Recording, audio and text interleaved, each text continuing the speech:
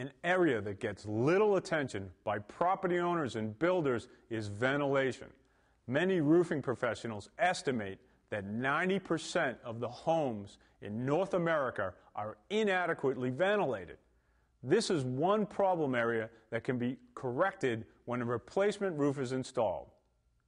The attics you work on need effective ventilation to keep it cooler in summer and drier in winter. I've seen attics get so hot that the heat below the roof buckles the shingles from underneath. They curl up and they look like a piece of bologna frying. An overheated attic can also destroy the effectiveness of insulation and ruin siding, never mind keeping a house overheated in the summer months. It is proven.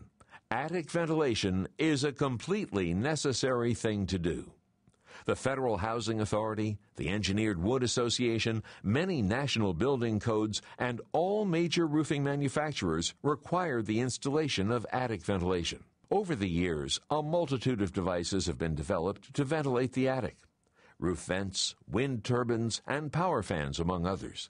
Some were just plain ugly, but all were marginally effective. Soffit and fascia vents alone failed to provide air movement across the underside of the roof's sheathing. Similarly, passive roof louver vents, if used alone, offer a very small area of circulation, limited to about a 5-foot area around the opening. The same is true of turbine vents. They only vent the space directly below the opening. To make matters worse, tests have shown that air, rain, and snow may enter through turbines even while they're turning. Gable and end wall louvers alone give as little ventilation as the roof vent, and the area vented depends on wind direction. Power vents are a good alternative, but have some limitations. We only recommend them in areas where a ridge vent and soffit vents cannot be installed. For your attic ventilation to be effective in combating heat buildup and moisture condensation, the entire underside of the roof sheathing should be ventilated continuously and uniformly. The best way to do this is with the installation of intake vents and ridge vents.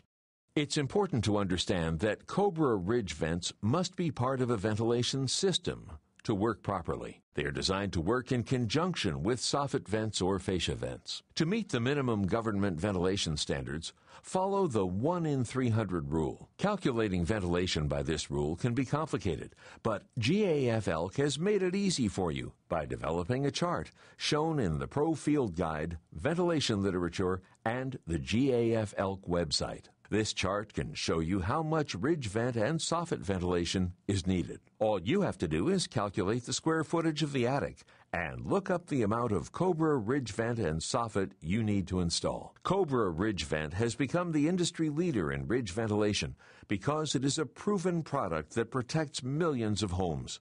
It's exceptionally efficient, installs quickly, and looks fantastic. On Golden Pledge installations, installing Cobra ridge vents is required, except when they cannot be installed due to the building's architecture. On Systems Plus installations, Cobra ridge vents count as one of your system's components. The Cobra coiled ridge vent can either be hand-nailed or applied with a nail gun. You must have a 3 in 12 minimum pitch and a maximum 20 in 12 pitch.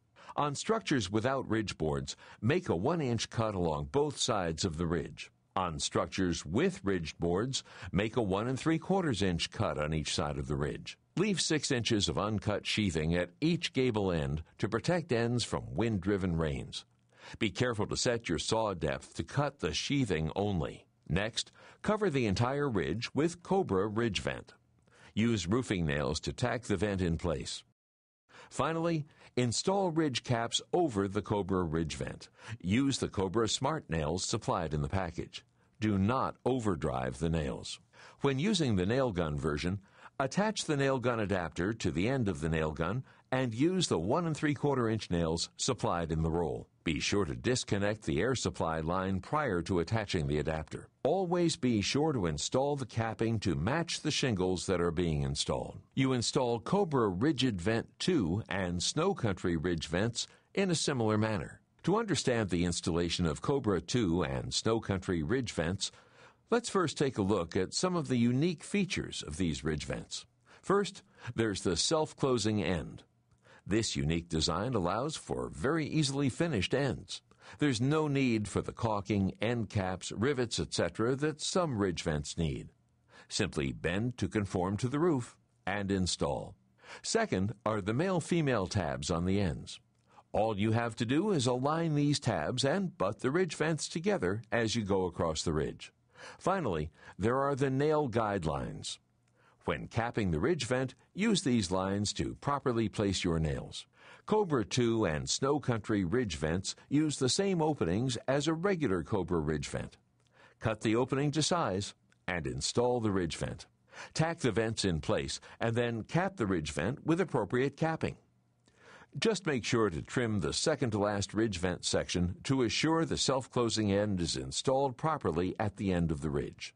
Ridge vents are a great choice unless there is a lack of ridge area for adequate exhaust. For these situations, GAF Elk suggests using MasterFlow ventilation products.